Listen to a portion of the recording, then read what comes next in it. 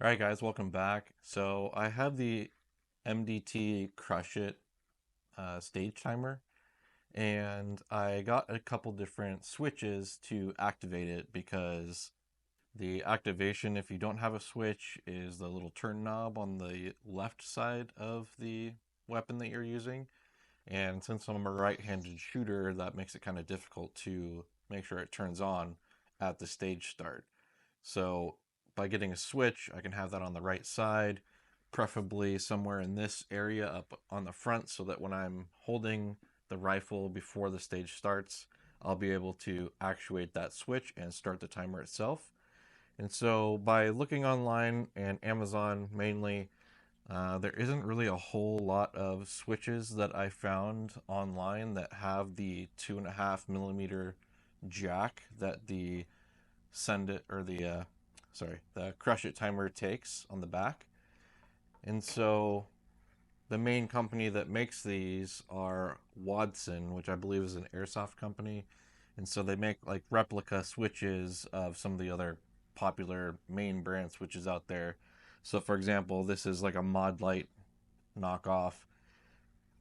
But why I like that one in particular is it has the Picatinny clamp mount and then also an M-lock mount included, whereas this one has kind of like a slide-on Picatinny holder, and then it's just flat on the bottom.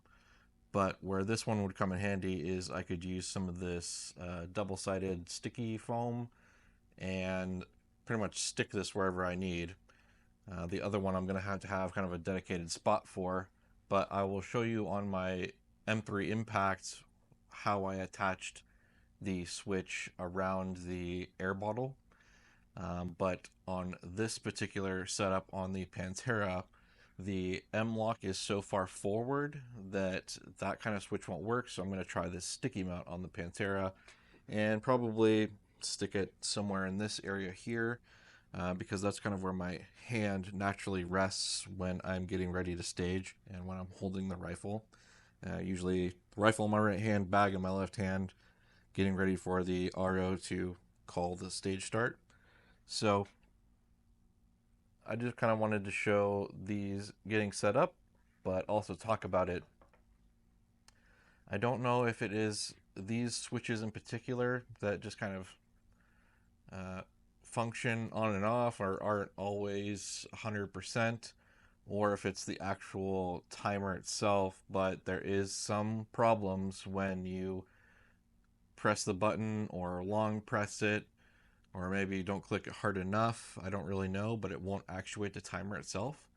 And so I can't really narrow it down to say whether it's either one.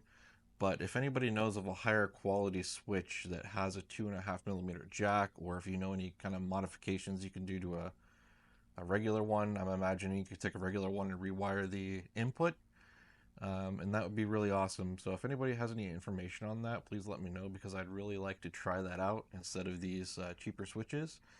But for right now, this is kind of what's available to me and what's easily available from Amazon to get shipped out here. So this is what I'm stuck using for now. So anyways, without further ado, I'm going to actually take the Panthera off the table, bring the impact up here, and then show you where and how I mounted that mod light switch to the impact. Alright, so here's my Impact M3. I have a thermal sight on it right now, but typically I have the scope, so when the MDT timer is on here, it's usually kind of in this area, but obviously on the other side of the rifle.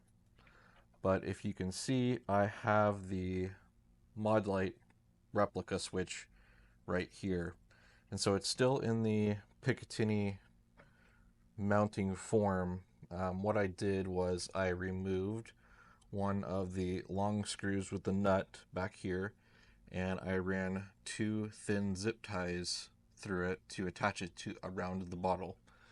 And I routed the switch wire underneath and then coming out the other side.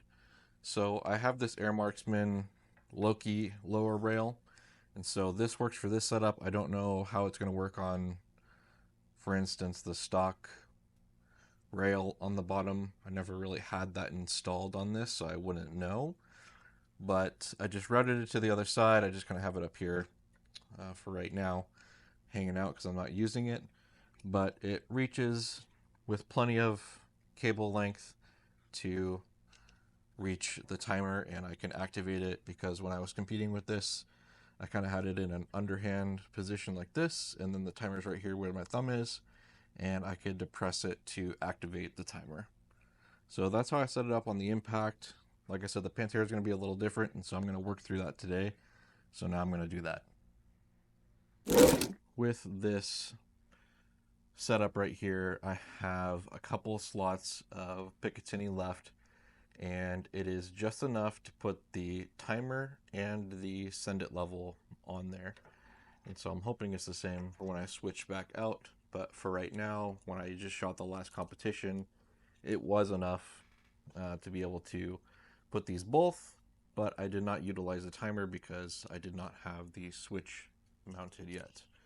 But I had it up here just to see kind of if it was going to get in the way or anything. So right now I know when I was tightening this up here, the charging handle was in a little bit of the way. So what I did was I just made sure I could tighten it down and then to a point where this was up and down, so that when I'm operating the charging handle, that tightening lever isn't in the way of anything. So I had to put it pretty far forward, almost as far as forward as it would go. And let me see if the camera can see that now. So I put that in a pretty far forward position, and then the timer, or sorry, the send it level kind of went in this area here between the rear scope ring and where the charging handle starts. So like I said, I'm going to be using this flat switch, and I'm going to route it in a way that it'll go underneath the rail hopefully, and then I'll be able to stick it on the side. So let's get this figured out. Looks like going under might not be an option. Actually, that will work. Actually, if I could have it right here, that would be ideal. Alright, so I think I found the positioning where I'm going to mount this. On this side, the cable is going underneath both of the gauges. It's coming up around where this barricade stop is, and then I'm going to kind of mount it right over where this screw point is. So I'm going to cut off a piece of this Gorilla Glue brand exterior adhesive tape. 3M obviously makes a product, Loctite makes a product. They're all very similar. Alright, so what I've done is just added a bit of that sticky tape right here, pressed it on a little bit, and now I'm going to mount it to the Panthera and test it out.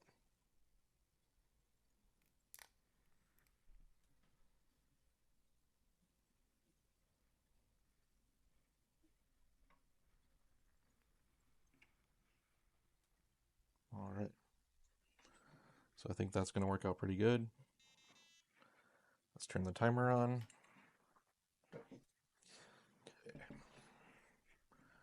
Yep, that's about where I would hold it. I usually put the stock kind of under my armpit and be able to lift this up to give me a little bit more leverage, because these competition rifles do get pretty heavy, especially once you start adding a bunch of weight up in the front.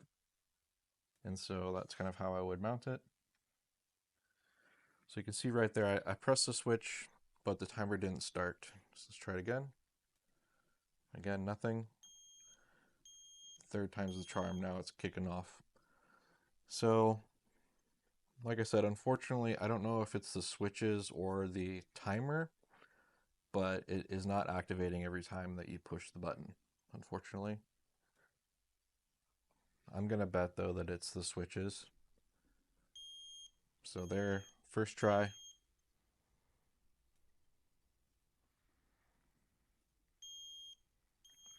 That time it went.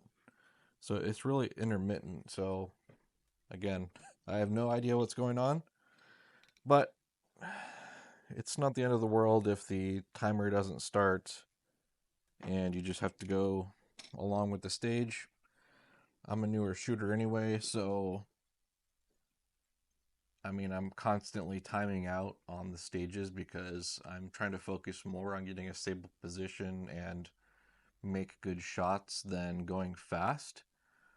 But part of the reason I wanted the timer was just so I could start practicing mainly um, those 120 or minute 20 par times. Um, and so far it's worked well when I practice with the impact. So that's all. I kind of just wanted to make a short video on the switches that I was using, and maybe if somebody has some better information on some better switches that I might be able to use or other people could use, I definitely like that information and make a video on it in the future. If you happen to know if it is the MDT timer, also let me know so I can message them and try to figure out a different solution. But as of right now, this is just what I have available to me, like I said. And so I'm just getting it as much ready as I can get it for the next competition at the end of this month of September. All right, guys, thanks for sticking around for this long. If you have any of that information, let me know. But stick around for the next couple videos where I get this out and start really testing it and getting it tuned in for the new H&N 33 grain precision slugs.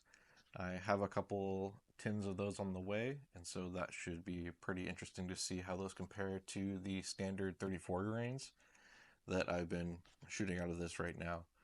So, like I said, thanks for sticking around. See you later.